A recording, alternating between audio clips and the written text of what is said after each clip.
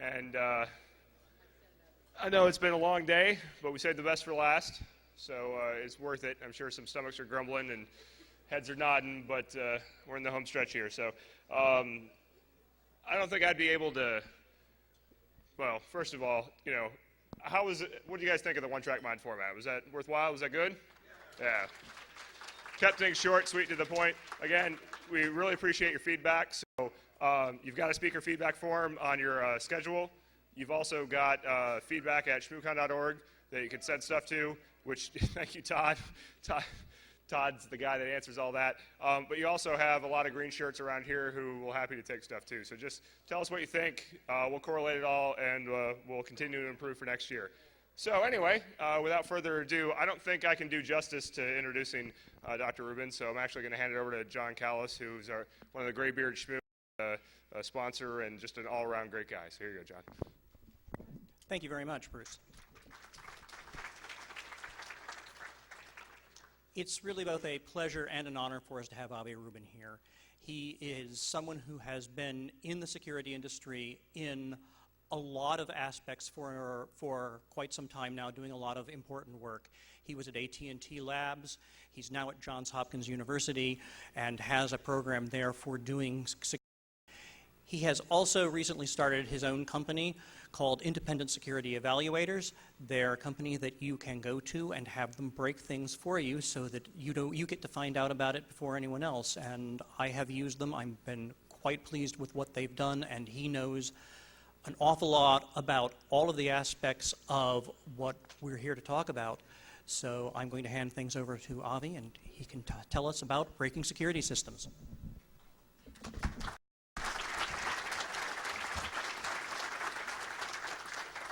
Thanks a lot, John, and thank you, Shmoocon, for having me as a keynote speaker. It's really an honor, and I think this has got to be one of the largest crowds that I've ever had the chance to give a talk in front of. And I'm just so glad that it's a group that's called Shmoo. I just love that name, and I was thinking when I came out here that how much things have changed, because when I worked at AT&T Labs, we always went to conferences like IEEE Security and Privacy, or ACM this, or Usenix that, and I just like the name Shmoo. But I have to tell you, if you're going to have people coming to this conference and trying to ask their boss to pay for it, I mean, you're going to need to have an alias. And I thought of one. How about secure hashing, multi-threading, and object orientation? See, it's got the acronym built in.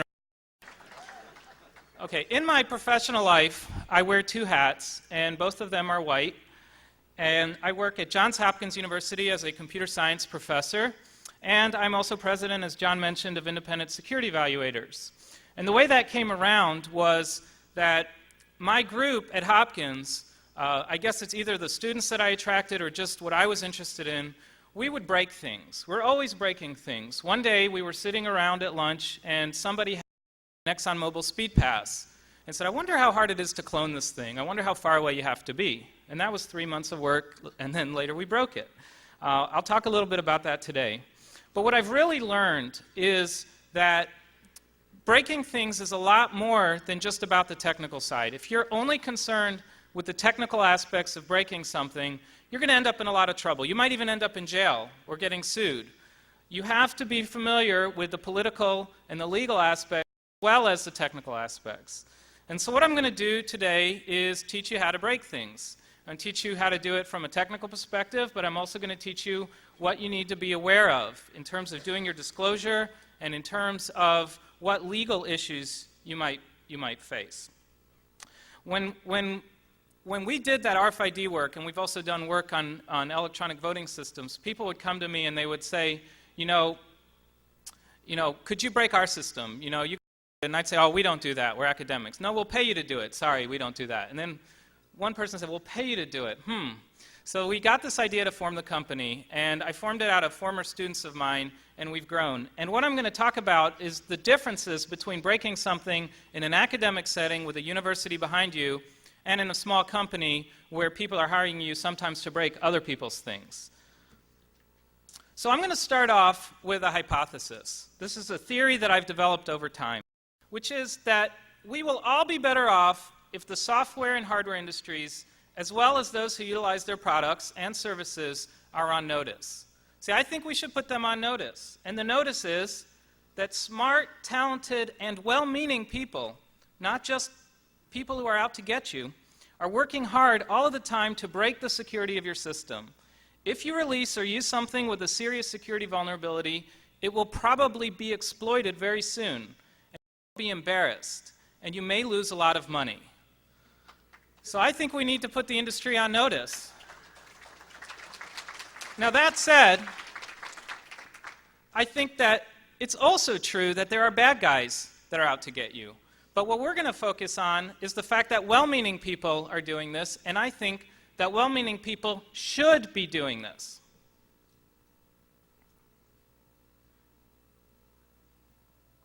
So why would we break systems? Well, first of all, it's fun.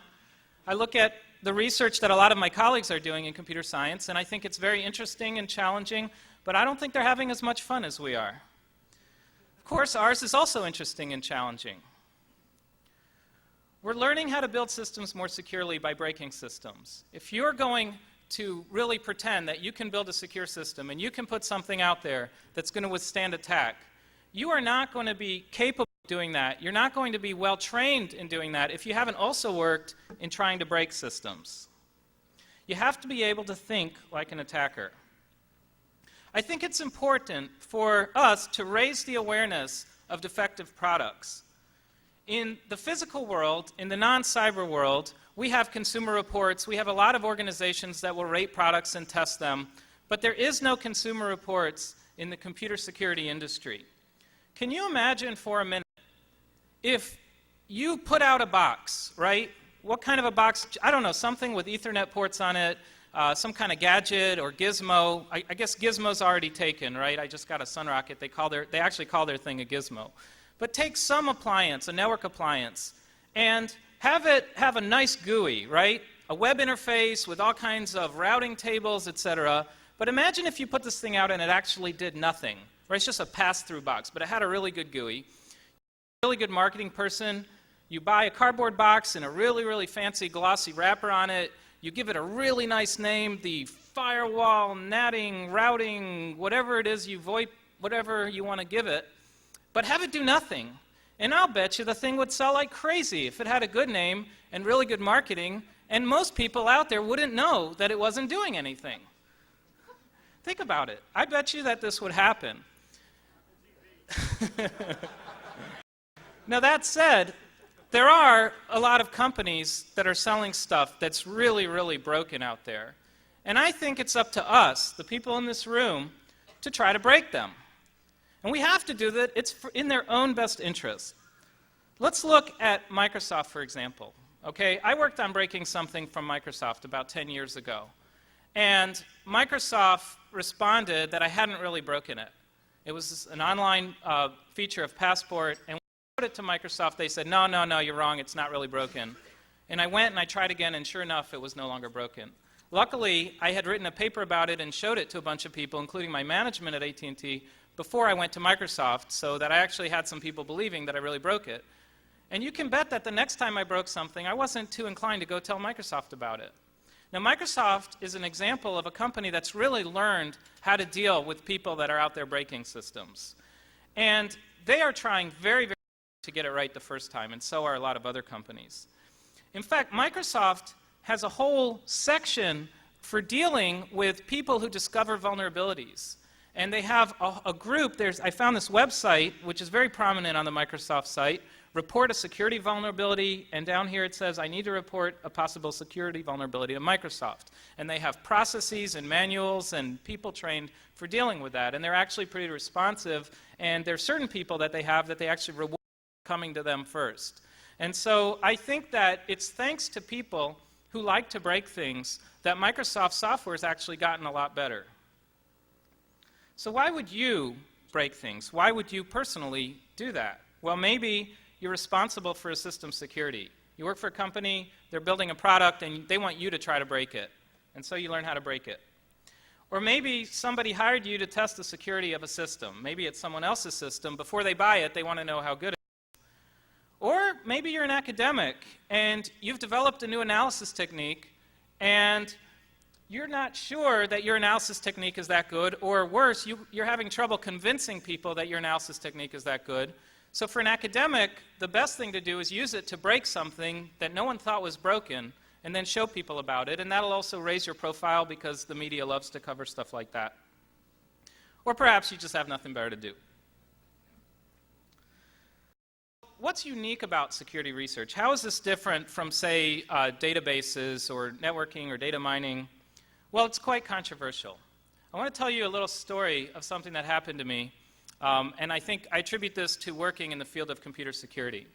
One of the systems that I worked on was a system to allow people to publish things on the internet in such a way that it was resistant to censorship. I was thinking of a dissident in China who wants to put an anti-government website up.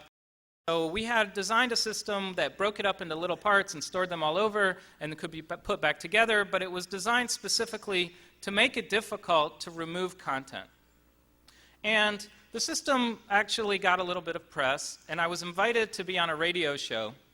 This is live national radio with 2 guests, and I thought I was being asked to explain why the system was such a great thing for civil rights, etc. So I get on the show, and again, we're live. And the announcer starts in and says, "We're very glad to have you today on our show. We have 2 guests. Our first guest is a young lady, we won't use her name, who was victimized by an online stalker who tracked her down and brutally raped her." And I'm thinking, this isn't going where I want it to go. And they said, "And our next guest is a computer scientist who is building systems to try to make it easier for such people to hide on the internet. Could you tell, please, Mr. Rubin," he called me Dr. Rubin in the warm-up to that, "could you please tell us, Mr. Rubin, why in the world you would do something like this?" And the silence. You know, when you work in security, you're going to encounter all kinds of situations. And my answer to that was really that any progress, any technology is a double-edged sword. When cars were first introduced, the police argued against allowing automobiles to be mass deployed because the bad guys would be able to get away more quickly. And you could make the same argument that they were making about our censorship-resistant system causing this kind of online stalking about the internet itself. If you took away the internet, there wouldn't be online stalking. But obviously, there are a lot of benefits to the internet, and it's not going away anytime soon.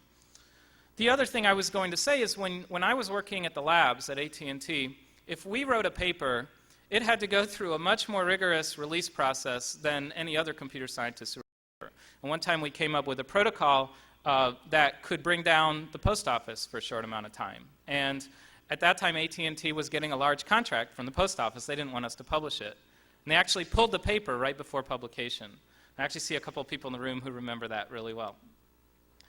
You have a real-world impact when you work in security. And I've gotten more and more involved in electronic voting.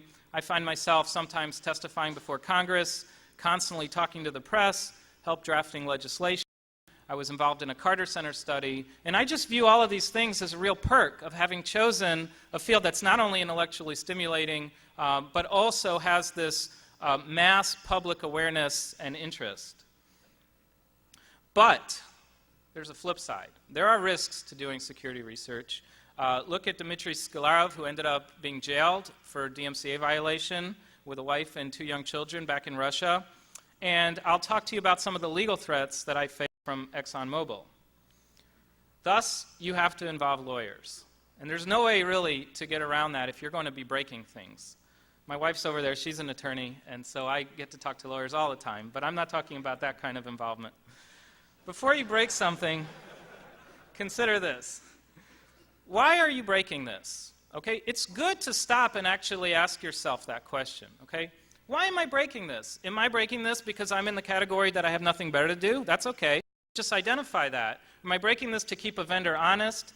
Am I breaking it to steal something? Okay, that you shouldn't do. But you should at least know if that's what you're doing. Who will be upset if I succeed? Okay, this is a very good lawyer question, right? You want to know who it is that you're going to have as your adversary when you succeed. Every time I've broken something, I've ended up with an adversary. When it's ExxonMobil, that's kind of scary. How are you going to disclose this? Okay, you should have a plan at the very beginning when you start. Now, you may end up that plan, but at least give it some thought. You have to consider the DMCA. It's an awful, awful piece of legislation. I'll talk a bit about it today. But you have to ask yourself if the system that you're breaking protects copyrighted material. If it does, you're going to have DMCA issues. Then you can consider whether or not you qualify for any of the exemptions, and now it's time to start getting the lawyers involved, because the DMCA carries criminal liability as well as civil liability. Another thing to consider is the issue of trade secret. There are federal laws about it, but there are also different laws in every state, and if you break something and you want to disclose it, and you're actually taking what a company can legally in some states call a trade secret and making it public, you have all kinds of liabilities that you face if you do that. Another thing you have to consider is the end user license agreement. If you purchase something in order to break it, sign a EULA, and it says that you're not allowed to do reverse engineering, then you're going to be in violation of that agreement if you try to reverse engineer it. And unfortunately, because of a lot of the work that we've all been doing breaking things, a lot of vendors have gotten very smart about putting all kinds of restrictions in their EULAs, and there's very little that you can do about that. You have to ask yourself and your lawyer how likely you are to be sued. Who's going to defend you and how much will it cost? You don't want that to happen to you after the fact, like, oh my God, I'm being sued, right? Never occurred to me that might happen. And my best advice is, when you're starting out, call the EFF. Okay, I've used Cindy Cohen as I can turn on my big spotlight in the sky with some kind of EFF logo, and wherever Cindy is, she'll see it and she'll come to the rescue. And the EFF has done a tremendous job with people like me and others who like to break systems. When you feel that you have an organization that's funded at $10 million, entirely committed to providing you with free representation, it gives you a lot of nerve and it lets you do a lot of things. And as long as what you're doing is something noble and has the kind of goals that I talked about already, the EFF will be there to help you. And you know, they're trying hard to kill the DMCA and to kill a lot of the other terrible legislations.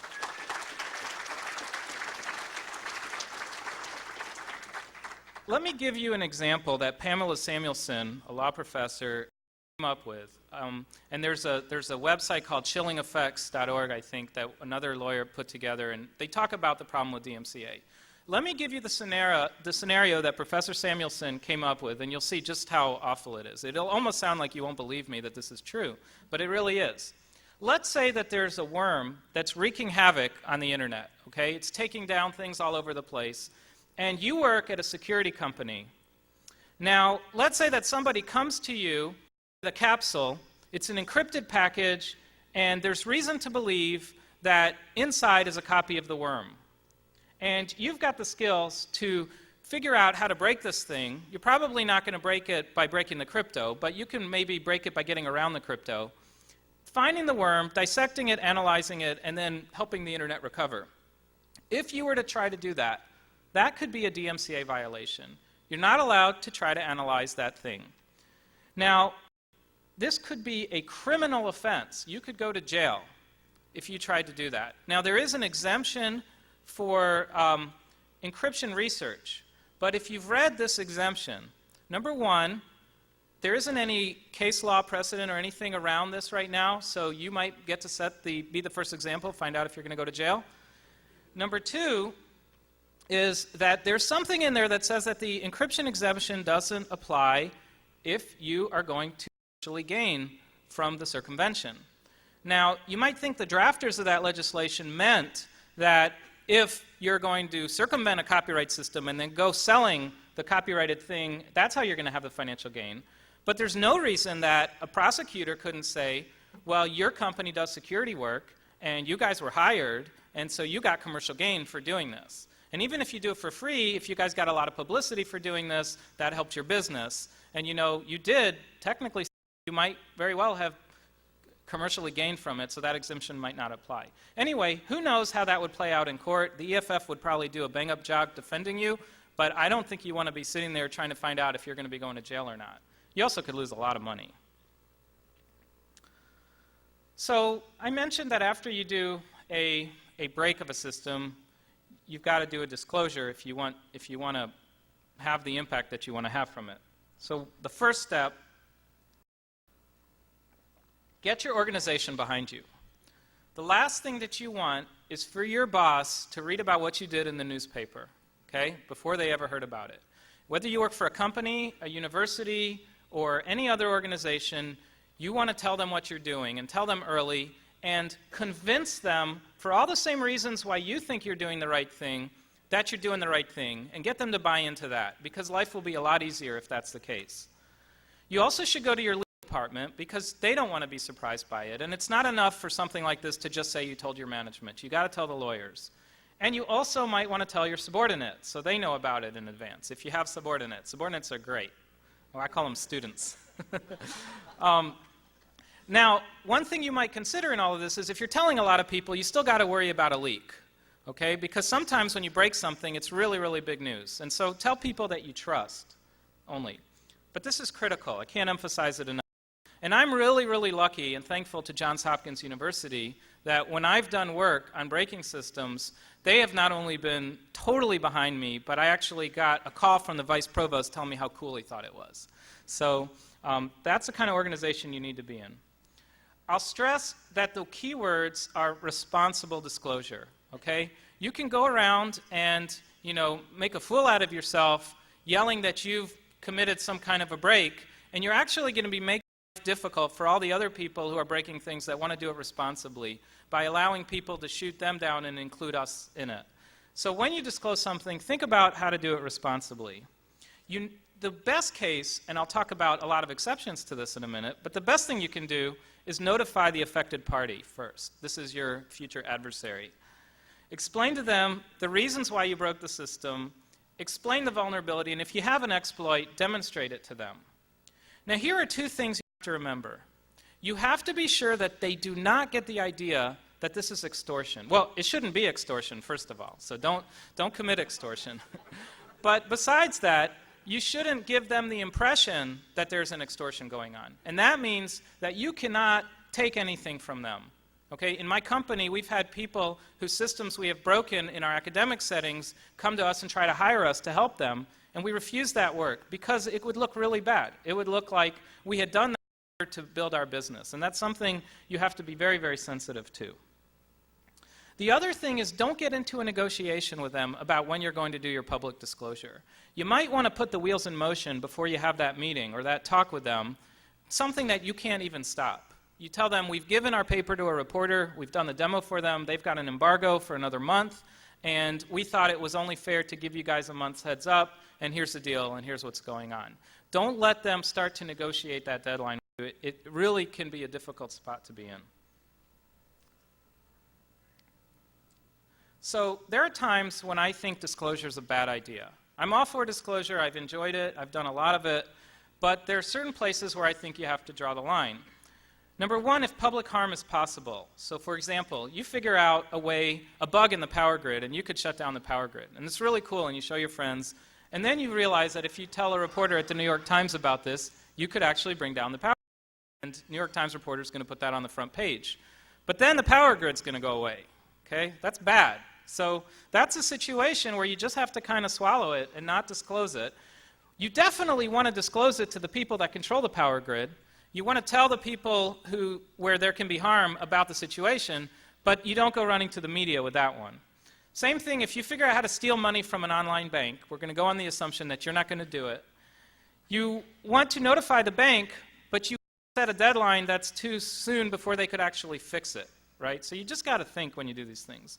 And of course, anything that's a national security risk, I think, is off limits. By whose definition? So it's a so a national security risk. What I mean by that is that if you have something to disclose, that disclosing it is likely to lead to a serious threat. And all I can say is by your you're the one deciding whether or not it's a national security risk. Although keep in mind, other people will use their definitions of that. And if you think it's a national security risk, or that a lot of people will think it's a national security risk, don't do it. Tell the authorities, but don't disclose that in the media. That's my philosophy. That's what I'm giving you guys. We can argue about it when I'm done. What you should disclose, when it's okay to disclose, so I'm no longer under the bullet where it's not a good idea, and now I'm talking about where it is a good idea, you should disclose disclose a proof of the vulnerability. The ideal scenario is one where you convince everybody that the vulnerability exists, but you give them as little as possible in the way of them being able to exploit the vulnerability. Now, in many cases, there is no such thing. You explain the vulnerability, it's obvious to everyone how you're going to exploit it, but not always. And so try to avoid publishing a recipe.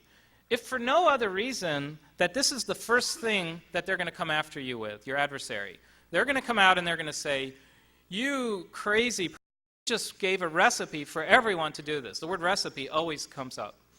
And so if you've taken pains not to publish a recipe, and if in your paper you actually have a section where you talk about all the things that you didn't disclose that would have enabled someone to commit the exploit, and yet you're able to prove that the vulnerability is there, that's the best way to do it. And you should consider the timing of your disclosure, right? You don't want to disclose a major flaw in the voting machines 3 days after the election, right? If you've got that one, maybe you wait till after the election. Some of this in this room is probably controversial, but I'm telling you my opinions. So the ground rules are, don't break the law, no active attacks against web servers, no physical trespassing, don't cause damage to others.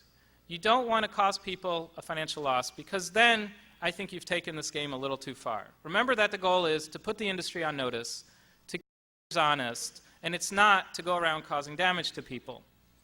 Part of the ground rules also is don't go it alone, get a lawyer. The EFF, if you're doing something that is with the noble objectives of putting the industry on notice, the EFF will work with you for free. And never forget why you're doing this. So what I'm going to do now is talk about a few examples of big disclosures that have occurred. And then after that, I'm going to talk a little bit about how to break systems. We'll get to the technical part. So the Clipper chip. How many people here remember the Clipper chip? Okay. So the Clipper chip, amazingly enough, hugely, hugely controversial, right? The government was going to mandate that when phones were able to provide encryption of voice, that there be a law enforcement access field, which would be an escrowed copy, an encrypted copy of the keys that were used to encrypt that voice traffic, along with the voice traffic, and that for those what were called leafs would be given to judges. And the outcry against that was tremendous. What's interesting is that what killed Clipper wasn't the public outcry against the government having access to encrypted voice. It was the fact that Matt Blaze, a researcher at AT&T, discovered a technical flaw, a security flaw, a vulnerability in the way the leafs were constructed. The leafs actually had a checksum, which was a 2 to the 16 possible 16-bit checksum, right? This is this government-designed and analyzed system deployed, which means that you could very easily construct a rogue leaf that a Clipper chip would accept as real because the checksum would check out. And so basically showing how the whole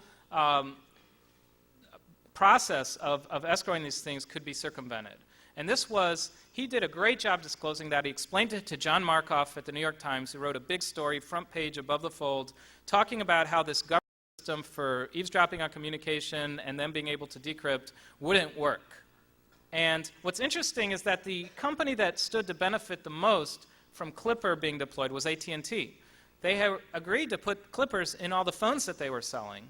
But when Matt Blaze discovered this, AT&T was actually very noble and very good, and they let him publish his paper, which is kind of amazing, and that killed Clipper. I'm not going to spend as long on all of these. I'm just going to show you a bunch of them. The encryption in 802.11 was broken, and with very little amount of sniffing, you could reconstruct a key.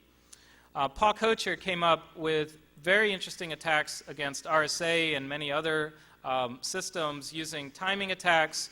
It turns out that if you have a device like a smart card that's performing RSA signatures, anytime it performs a private key operation, the timing characteristics of exponentiation with a 1 are different from 0, so you can quickly guess key bits, and you can tell right away if you've guessed wrong, and after observing some linear with the size of the key number of signatures, you can actually figure out what the key is. And this was a great paper. It was disclosed very publicly, and that gave everyone who builds these kind of systems the ability to provide the countermeasures that Paul also provided it.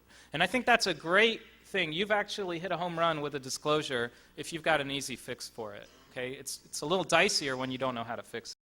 Same thing for differential power analysis. It turns out that when something is performing RSA computations and it's exponentiating with a 1, it takes a different amount of power than a 0. And so these are all things that were disclosed.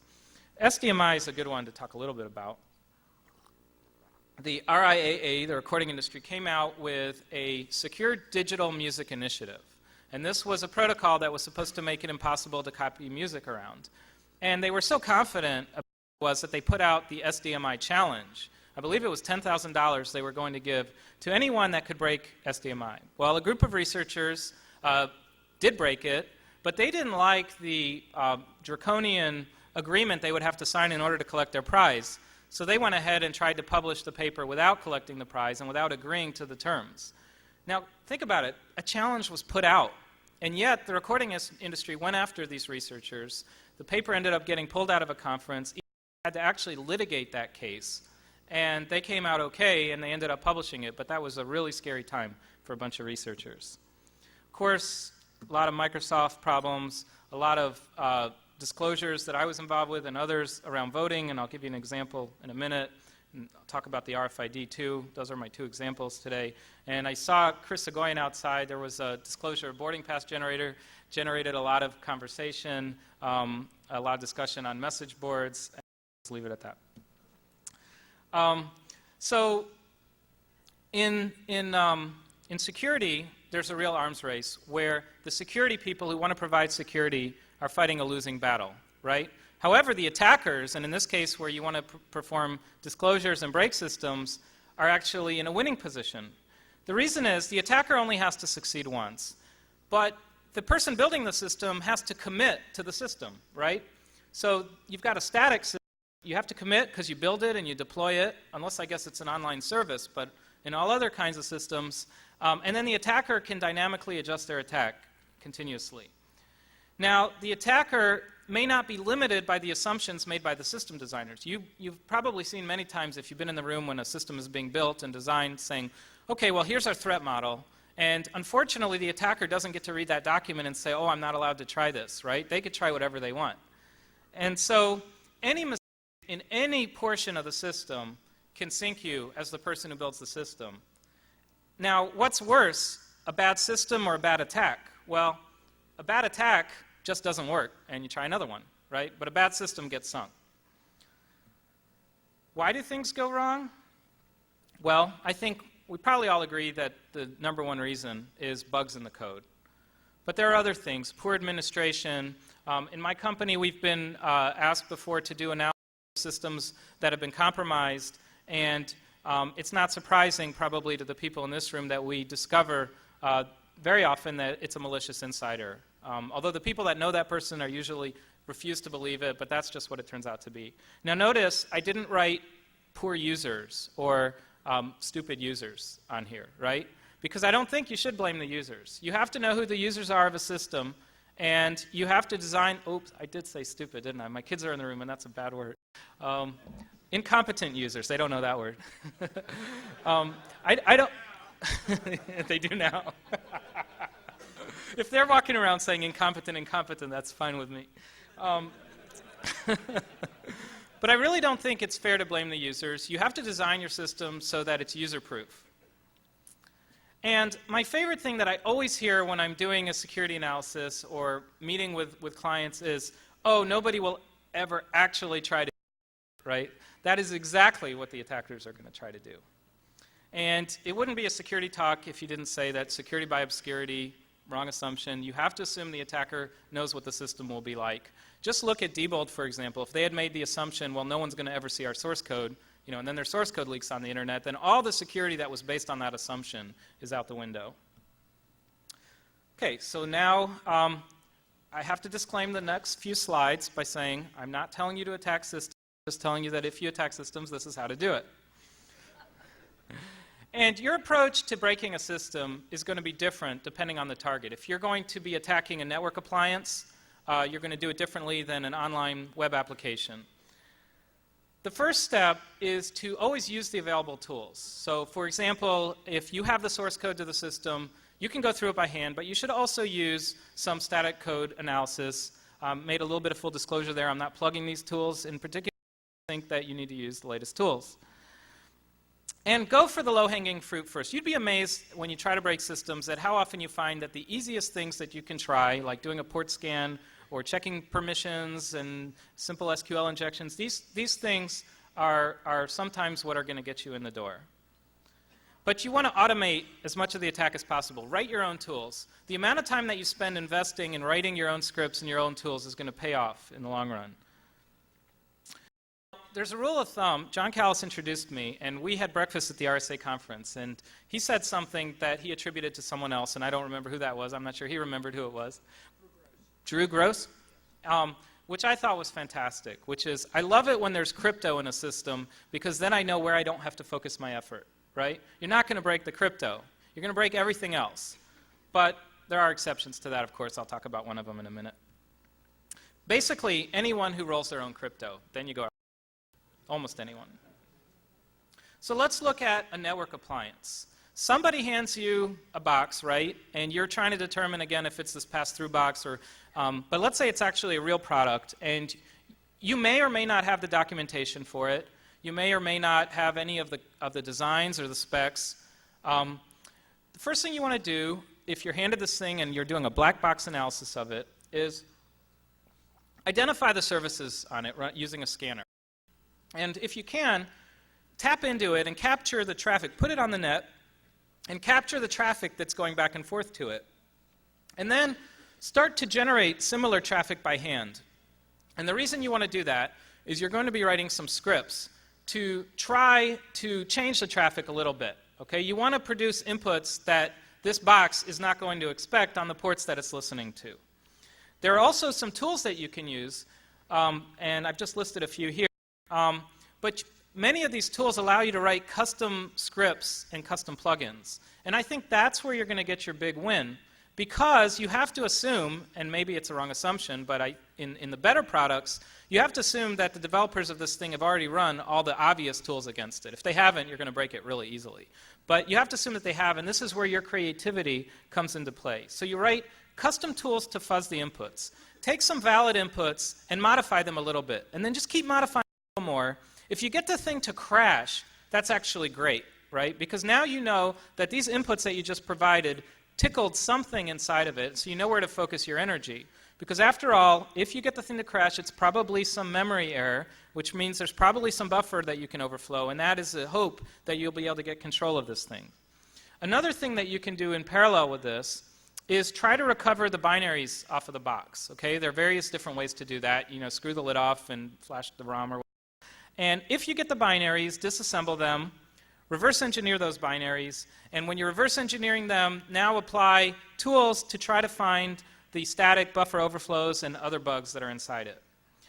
Now, the beauty of that is once you've found these bugs using the disassembling and the static analyzer or throwing in these random inputs, now you are in a better position to generate exploit traffic to exploit these vulnerabilities. So you want to try to either get control of this thing, get it so that it always crashes. Whatever it is that you think is an attack that constitutes breaking the system, that's what you want to do. And use your imagination when you're doing this, because I think you get 10 people in a room with 10 boxes all trying to break it. The one who's the biggest oddball is the one who's going to actually succeed the most at breaking it, because he's going to think differently from the way the other people are thinking, and he's more likely to try something that the designers didn't anticipate. So let's say that what you want to break isn't a network appliance, it's some software application. Okay, so you get a program, and maybe you're just getting the binary, maybe you've purchased it, and all you have is the binary. Maybe it's open source and you have the source code and you also have the design docs. If you have the source code, use the static tools, and I find that the source code is most useful as a resource for checking whether or not the specification and the other documentation is accurate. You look through the design docs if you have them, and you get to something and you say, I don't believe they actually did it. There's no way that they did it that way. And if you have the source code, you actually go in and you check and see if that's how they did it. In the places where you find that the code diverges a lot from the specification, those are good places to look to try to break the things. Okay? There's probably some reason why that happened. The other thing is to always play with unexpected inputs and values. And if you only have the binary, try to just inject faults into it. Okay? Just like take out some sections, rewrite some branches, run the thing, see if you get anywhere. Every time you thing, you have a kind of an idea of now where to focus your energies. And use all of the existing tools, but always remember to write as many custom scripts as you can, because you don't want to be using exactly the same tools that the people who built the system used. Now let's say that you're given some hardware device, some arbitrary hardware device, and you're trying to test that thing. You're probably going to need some specialized equipment, okay? Just working with hardware using off-the-shelf tools is not going to be enough. You want to flash the chips, get all of the code off of this thing, and do the static analysis after you disassemble. But also you want to kind of tap into the device itself and sniff the memory bus and try to capture the traffic that's going on this thing. Reverse engineering a hardware device is an absolute art. Another thing that I think is a great idea to try, using the Paul Kocher techniques that I mentioned earlier and derivatives of those, is side channel attacks on the crypto. Many devices are still not being built with side channel resistance, and so if you can do power, if you can do timing, you might be able to actually break the crypto directly. And if the device is wireless, well, that makes your life a lot easier, but you need the right antennas and the right equipment and the right expertise.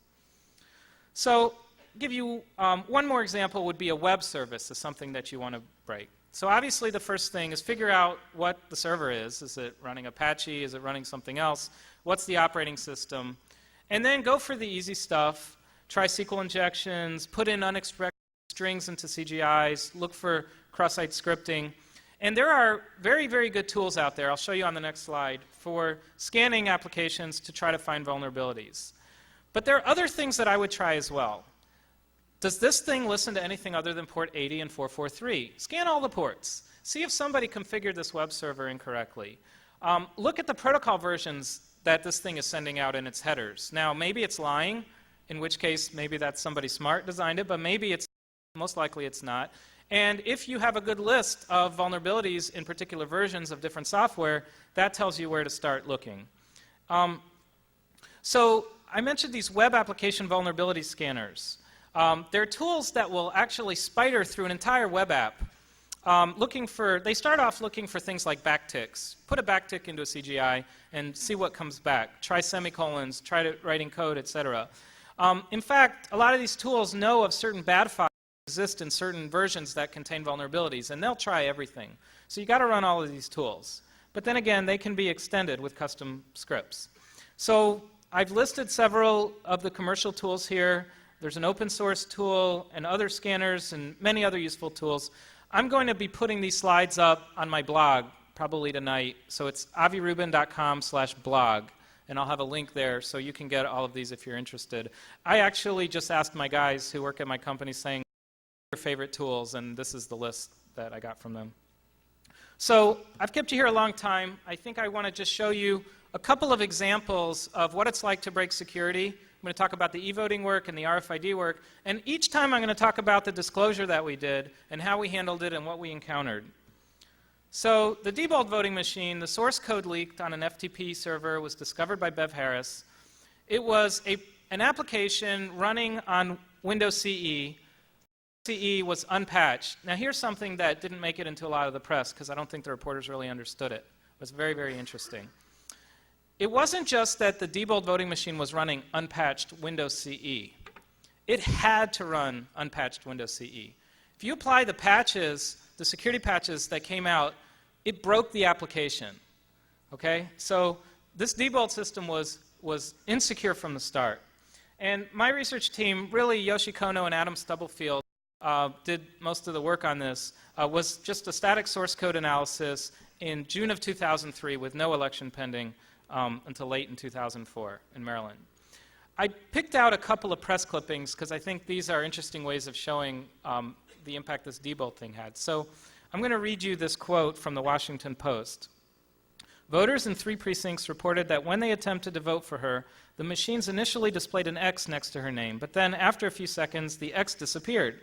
In response to Thompson's complaints, Thompson was a candidate, county officials tested one of the machines in question yesterday and discovered that it seemed to subtract a vote for Thompson in about 1 out of 100 tries, said Margaret K. Lucas, Secretary of the County Board of Elections. Now, what kind of a bug causes something like that to happen? Well, they studied and studied and studied it and actually discovered what the reason was. The way these voting machines were designed, and think about what security techniques that you know would have uncovered this one, were kept plastic boxes so that they could be stacked very well and put on these roller dollies into the precincts. Actually, the packaging of a voting system is a really big deal. You have to get these elderly people to be able to set them up quickly, and you have to be able to store them in a minimum amount of space. Well, it turns out that these plastic boxes had a little bit of a pressure point right in the middle where when you stacked a whole bunch of them, straight down through all the packages, there was a little extra pressure in that spot. Lucky Thompson had, not being her name, had a particular X was in right where the spot where that pressure point was if you wanted to touch the screen to vote for her, and it malfunctioned 1% of the time. And so that's why this occurred. Now, can you imagine trying to discover that some other way?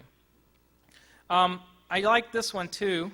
On November 8th in Raleigh-Durham, and this is a really, really famous problem that occurred, election officials in Carteret County are scrambling after a machine malfunction destroyed 30% of the ballots. The bottom line that we have heard from the manufacturers that these votes are not missing, they're lost, the county commissioner said. It's very disheartening, it really is. Not missing, lost. In the recent election, I'm sure most of you have heard that in Sarasota County's 13th congressional race, there were 18,000 undervotes. There's no plausible explanation for this despite 2 in-depth studies. There's a recent story that the machines in Sarasota County experienced a 2 to 3 second delay on the touchscreens on one version of the firmware that was widely used. And the election officials were notified before the election and still went ahead and used these machines. And had we not had this race that was decided by under 300 votes, where 18,000 votes were missing, not lost, we never would have been aware of this. Now, this is as strong an argument as I can see for the importance of public disclosure of all kinds of vulnerabilities when we find them. Just to show you a few things that were found in the Diebold code, they used 56-bit DES in CBC mode with a static IV, actually a null IV. It was used to encrypt the votes and the audit logs. This is actually a line in the code. So that is the DES key that was used in all the Diebold machines. What's even funnier is this presence of an H, right? It's like someone didn't know how to write hex. They used an unkeyed public function, CRC, for integrity protection. The list went on and on of things we found. One comment that we found in the code we liked, they used it, I left the spelling mistake in here, linear congruential generator used to generate ballot serial numbers, and they say a pseudo-random sequence generator per applied cryptography Bruce-Schneier. Now, what they were doing here was trying to randomize the order of the ballots in the voting machine so that they wouldn't be stored sequentially in order to preserve voter privacy. If you know that someone was the 10th voter, you shouldn't be able to find their vote, unlike these paper trails that are coming in machines now that keep the votes perfectly in order. But they used this LCG to achieve this security, and instead of having someone like Bruce Schneier do this, they went ahead and read his book, but they didn't read page 369, where on the next page, after what they quoted, he spelled it right, by the way. Here are some quotes copy-pasted out of the code, and I found that copy-pasting comments is much more enlightening than copy-pasting code. The bool beep flag is a hack so we don't beep twice. This is really a result of the key handling being gorped. Okay, need to work on exception caused by audio. I think they will currently result in double faults. Okay, these are some of the comments we found in the code. But what's just as interesting is some of the comments we didn't find in the code. This is a code fragment copy-pasted out of there. It's got 4 levels of looping nested. One of them was 7 preconditions and no comments. Can you imagine going to lunch and trying to come back and figure out what's in there? And there were other problems as well. The ballot definition file in the removable media was unprotected. That's the thing where if you switch 1 byte, you actually could say, okay, all the votes that were cast for Bush go to Gore, all the ones that were cast for Gore go to Bush. That's what's on the ballot definition file is the mapping of the number in the machine to the actual candidates, and this thing was unprotected.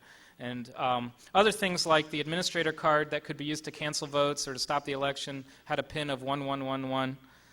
After our study came out, where we disclosed, and I'll talk about our disclosure in a minute, the president of Diebold responded. Touchscreen voting from Diebold election systems has evolved to be the most secure and accurate election system in the history of our democracy. And I could see Stephen Colbert saying, because I say so. And I guess because of that, Maryland decided to take matters into their own hand, and I was driving to work one day and I had to stop and take a picture of the billboard I saw. We were selling voting machines they sell Coca-Cola with just by, just saying it's the best way to vote. So we had to disclose the Diebold flaws. We went to Cindy Cohn at the EFF, and she did an analysis of the DMCA issues and the trade secret analysis. They wrote a brief. They told us what our risks were. Now, here's the thing. The TRO is a temporary restraining order. And Cindy's advice to us, counter to what I had done in previous disclosures, was don't go tell Diebold, just go to the press. Okay, that's kind of weird advice, right? But the thing is this, what we were sitting on was really a bombshell. And if we had told Diebold and they went and they would have gone and gotten a temporary restraining order, we would not have been able to disclose it. We would have been in a lot of trouble if we had. So no one might have ever found out about any of this, and it would have probably delayed by a long time the kind of public awareness of all of these problems. So like I said earlier, usually you want to go tell your future adversary about this, but in this, sometimes you don't. It depends on what your lawyer tells you. We had involved the General Counsel of Hopkins and Rice, because Dan Wallach, my colleague, was a co-author and worked with us on this. And we ended up involving, talking about informing your management, the president of Rice University, who had to be tracked down on a fly fishing trip where he was, and someone managed to get a hold of him to get the permission to release our paper. Now, recall there was no election pending at the time, and we wrote a technical paper that was released on our website and eventually published in the IRC Security and Privacy conference. Now, here's something that for which I've taken a lot of heat, and I kind of want to discuss it because you may find yourself in this position. We gave an exclusive of the story to John Schwartz at the New York Times. And I've learned a lot about exclusives. There are pluses and minuses to it. Number one is you are probably going to piss off N-1 reporters, okay? They want to know, why did you go with that reporter and not with me? And in fact, if you live in Baltimore and you go to the New York Times and they get the big explosive story and it's a political, election-related story, the Washington Post is not going to be happy. The Baltimore Sun is not going to be happy. And the truth is, I'm not sure it was such a good idea to do it this way. But on the plus side, this was a very, very sensitive story. I knew, and John told me, that the first thing that he needed to do before he could write the story was to go talk to Diebold, right? He was going to ask Diebold. He was going to go talk to a lot of people. And then he was going to the first big story about this. Now, what I really wanted more than anything was for the first story written about this to get it right. I've worked with John Schwartz before. I know he's very technical. I know he has a very good understanding of the importance of disclosing security vulnerabilities. And I know he's not a shill for any large corporations the way some reporters are. There are many, many honorable, great, technically sophisticated reporters out there, but this was, the biggest thing I'd ever been involved with, and I knew that I didn't want it in anyone's hands except John Schwartz. It didn't also hurt that the New York is read by a lot of people, and getting an exclusive that gets you better placement in that one. So that's something else to consider. Let me give another quick example. I think I'm using up too much of your time, but I'm going to talk about one more example of breaking security. And I'm really almost done. Texas Instruments makes an RFID chip. It's about $5 per chip. It's called the Tiris. And at the time that we did our work, it was in about 150 million vehicles. It was used to immobilize the. So if you don't have the chip in your car key, the car won't start. And it was also used in the ExxonMobil Speed Pass. These are two pictures of the same circuit. This is an ExxonMobil Speed Pass, and this is the chip that goes in it. And exactly the same logic is in this chip that goes in your car key. The way it works, basically, let's say you're going to buy gas. There's a secret key on the chip that's in your Speed Pass, and there's an online server that has a copy of that key. So what you do is you hold your tab to the reader, and it gets a random challenge. It encrypts that challenge with the secret key on there and sends a serial number. The pump reader talks to the online server that has a database with all the keys, uses the serial number to look up your key, gets the key out, decrypts the challenge, and compares it and sees if you got it right. And if you do, it pumps gas and charges it to your credit card, which is on file. The car immobilizer works the same way. You put the key in, the car challenges it, and a copy of the key is also in the steering column. To do the analysis, we did a lot of research, and one of the guys found this in the library. Turns out that this is not an accurate description of the cipher that's used for this encryption.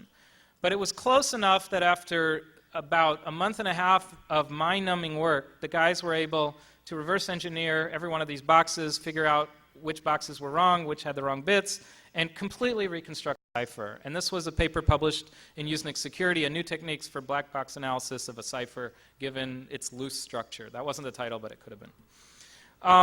Once you know the cipher, there are ways to break the system. Lucky for us, they only used 40-bit keys. Ha ha ha, right? Everyone's supposed to laugh then.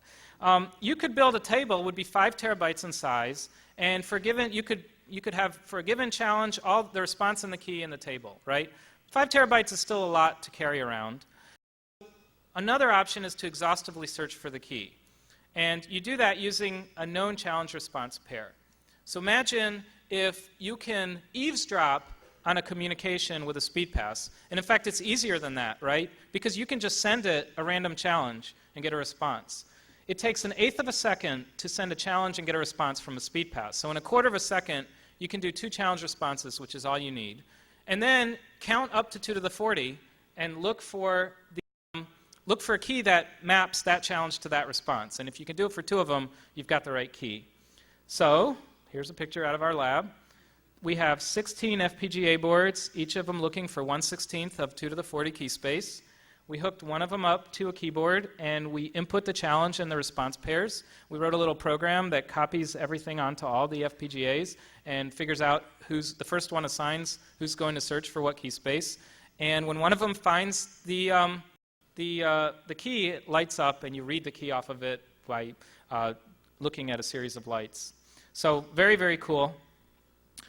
Then we needed to be able to simulate a Terrace chip. So we built a device. This is our mobile, so to speak, computer. We've got a PC over here, and these are batteries because we wanted to take this thing with us to gas pumps because we wanted to buy gas. And this is the antenna right here. So I've brought along a couple of movies, and I'll adjust the volume on this one. The first one is showing us sniffing an ExxonMobil speed pass that could be in someone's pocket. The guys that are starring in these videos are my former students who are all co-founders of my company and now work there. So let's see if this works. Uh-oh. That doesn't look good. Whoa. That's really unfortunate. Let's try one of the other ones. That's a real shame. Let me see if I get out of slideshow mode. This worked every other time I did it. And let me go back into a different way. Okay. Ha. Public area, such as a train station or waiting room. He pretends to be working on his laptop. Inside his attaché case, he has hidden a small antenna. With only a few seconds victim with a speed pass in their pocket, the attacker can recover all the information necessary to simulate the tag.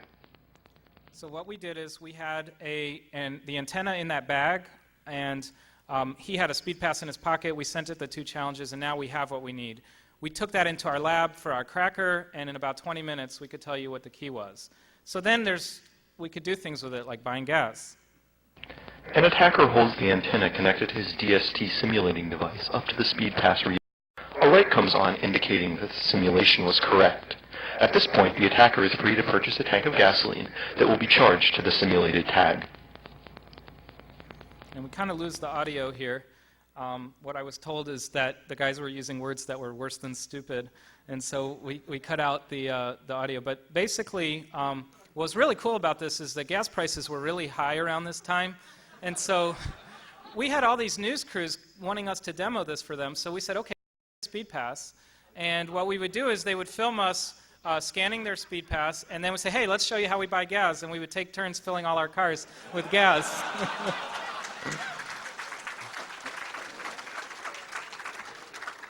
All right, and that one. And then this shows starting a car. So this is the actual key to the car. It has a DSC tag inside of it. So we can start the car with that.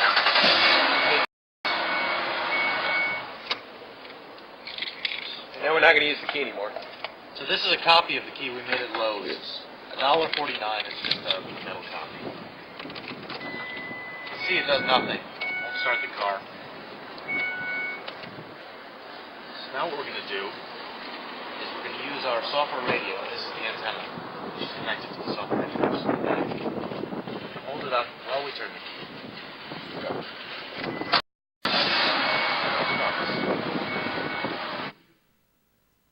Okay. So that was a fun project. So when we were ready to disclose Terrace, we met with the Hopkins General Counsel, but now they were really familiar with us from all the voting stuff. Once again, we retained EFF, and Cindy's comment was, "You guys are calling me, this must be cool. Tell me what it is." And it was fun. So we called Instruments, and we told them, we left a message that we had a vulnerability in DST, and we wanted to talk to them about it. And they returned our call really fast. And in fact, it was someone very, very senior who called right away. And it was interesting that they wanted to schedule a conference call for a couple of hours later so they could pull their team together. And when we started this call, it was all of us on our end on a speakerphone in my office, and then a bunch of people in various places at Texas Instruments. But at that point, ExxonMobil had been brought in as well, and they were on the call. And there was a certain kind of attitude that they had that we felt they didn't believe us. They just didn't believe us. And so we had this animated conversation, and then one of my guys, I think Steve Bono, said, "Yeah, but we discovered this and this and this and this." And silence on the other end of the line. And then they said, "We're going to mute for just a minute." And they came back a little later saying, "When can we visit you?" And they came out to our lab, and they brought ExxonMobil marketing people and technical people, a whole bunch of them, and a little plastic bag full of speed passes. And they challenged us, and they said, "Can you tell us what the keys are on these?" So we said, "Well, we'll get that started, and then we'll start the meeting." And 20 minutes later, Adam Stubblefield walks into the room with a sheet of paper and says, "Here are all your keys." And they looked at him, and they said they were right. Now, we normally wouldn't have been able to break that many chips in that amount of time. But the thing is that they had only used digits 1 through 9 on these, and so he was able to break them very quickly. They tried to negotiate the release terms with us. They started out very nice and friendly, telling us how impressed they were with us, and it was so great that we came to them, and thank you very much. But then people with bigger titles started to call and to make threats. We told them, we gave them a deadline. We said, "We're releasing a version of the paper that's going to miss a lot of technical details in a month on our website, and we're going to talk to a reporter, and that's going to be the story, and that's unacceptable." And so they started applying more and more pressure. The night before, they sent a lawyer letter, and they threatened to sue us. And I called the Hopkins lawyer, and we were all ready to have a long night that day. We decided to go ahead with it anyway, and Hopkins basically said, if we're mostly a medical school, if one of our doctors came up with, on their own initiative, unfunded research to test a drug and found that it was harmful, and the drug company threatened to sue them if they published it, we'd stand behind them 100%. And this is exactly the same thing, and we're behind you 100%.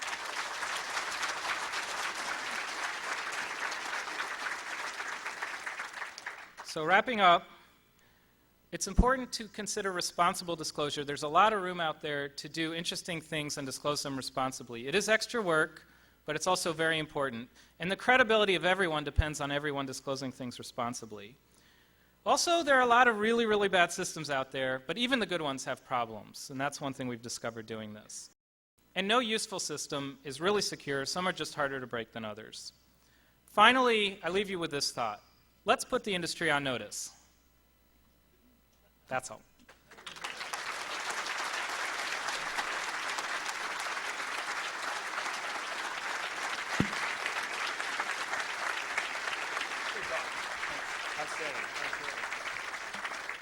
Thank you very much, Avi. That was fantastic. And we have a gift for you, actually, buried in a pile.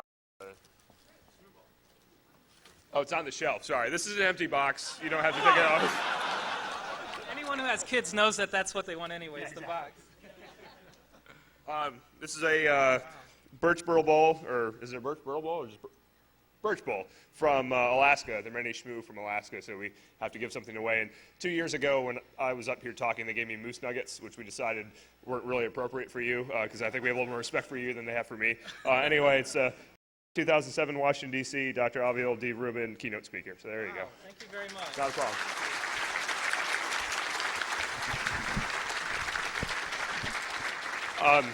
Two really quick announcements before we break for the night. Three, actually. One, they're going to be rearranging this room for tomorrow to turn this into the break-it room, so if you can kind of evac if you don't have a need to be around. But there's two reasons why you may need to be around. One, Hacker Halo practice and target shooting is in rooms 3 And for anyone that's got a Hacker Arcade entry, Pub wants to have a meeting back in the Hacker Arcade area in now. So anyway, the rest of you have fun, be safe, and we'll see you tomorrow morning.